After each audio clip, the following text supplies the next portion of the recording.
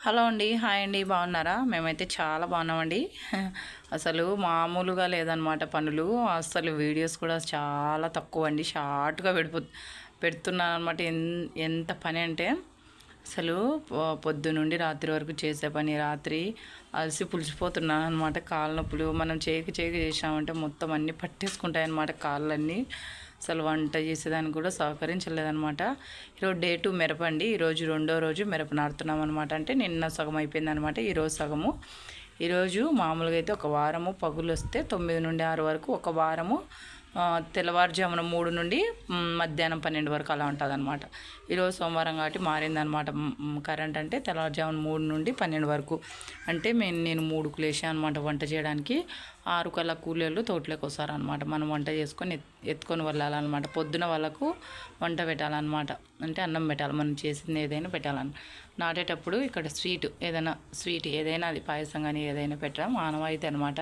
అంటే ఇంకా పెడతారనమాట. తొలి రోజు నాట్లు వేసేటప్పుడు ఖచ్చితంగా ఏదైనా స్వీట్ చేసి పెడతారనమాట. ఇంకా నేను చూడండి ఇక్కడ ఇంకా పొద్దున్న లేస్తే అసలు నాకు కాళ్ళు కూడా రాలేదనమాట. కూర్చొని కూరగాయలు వేయాలనే మా ఆయన చాలా హెల్ప్ చేసినాడండి. అయితే నేనైతే వంట అస్సలు చేయలేను. నేను చేస్తానో చేయలేనా, అసలు నాటుతామా లేదనిపించింది అనమాట. అంత కాళ్ళ నొప్పులు, తలనొప్పి అలా ఉన్నదనమాట. నిన్న మిరప నాటాలకి నాకు సగం సరిపోయిందనమాట పని. చిన్న చిన్న క్లిప్స్ అయితే యాడ్ చేసినాను. వీడియోను చాలా షార్ట్గా ఉంది, బాగుంది వీడియోస్ ఫ్రెండ్. చూడండి, అలాగే లైక్ చేసి మన ఛానల్ సబ్స్క్రైబ్ చేసుకొని. ఇక్కడ తెల్లన్నం పెట్టాను. తెల్లన్నం మటుకు పొయ్యి మీద పెట్టినానండి. మనము గ్యాస్ మీద వంటకు పొయ్యి మీద వంటకు చాలా తేడా అండి. పొయ్యి మీద వంట అయితే మనం పెట్టి ఒక 2 కట్టెపుల్లలు వేసేసినామంటే వెంటనే అయిపోతుంది అనమాట తొందరగా. కానీ మా గ్యాస్ మీద చేసి ఉడికిచ్చి మంట తక్కువ వస్తుంది, చాలా టైం పడుతుంది అనమాట. నేను ఇక్కడ గుత్తెంకాయ చేశాను, రసం చేసినాను, తెల్లన్నం చేసినాను, కేసరి చేసినాను అనమాట. స్వీట్ వచ్చేసి మామూలుగా అయితే పాయసం చేస్తారనమాట అందరూ. రోజు పాయసమే కదా అని నేను ఈరోజు 1 లీటర్న్నర పాలు వేసేసి, కొంచెం రవ్వ వేసేసి, ఇక్కడ చక్కెర వేసి, కొంచెము అది జీడిపప్పు, కొంచెం ఒట్టి ద్రాక్ష అన్నీ ఉంటే వేసేసినాను అనమాట. కొబ్బరి అన్నీ తురుంబట్టేసి వేసేసినాను.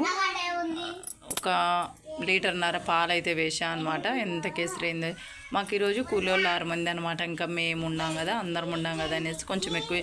ఎన్ని బోకులు ఉన్నాయి చూడండి, ఎప్పుడు కడిగేసుకోవాలో వంగి లేలాక వంట అయితే చేసుకున్నాను. ఇవన్నీ చూడండి, అక్కడ పొయ్యి దగ్గర అన్నీ పెట్టినాయి కదా, అవన్నీ దించేసి కింద వేసేసినాడు అనమాట మా ఆయన. నేను చెప్పినా అనమాట, నేనైతే చేయలేను బాన్ని, నువ్వు కొంచెం హెల్ప్ చేయంటే కొన్ని పనులు అయితే మా ఆయన చాలా మటుకు నాకు హెల్ప్ చేసినాడు అనమాట. అన్నీ దించి పెట్టడం కానీ, టిఫన్లు అన్నీ దించడం కానీ, నేను వంట చేసిన తర్వాత ఇలా చేసినాడనమాట.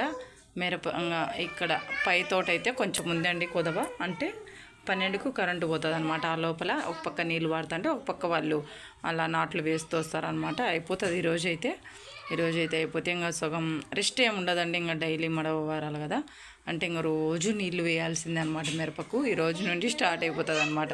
చూడండి అలా నాటుకుంటూ వెళ్తారనమాట మిరప. ఇలా ఉంది ఫ్రెండ్స్ మా మిరప నాట్లు.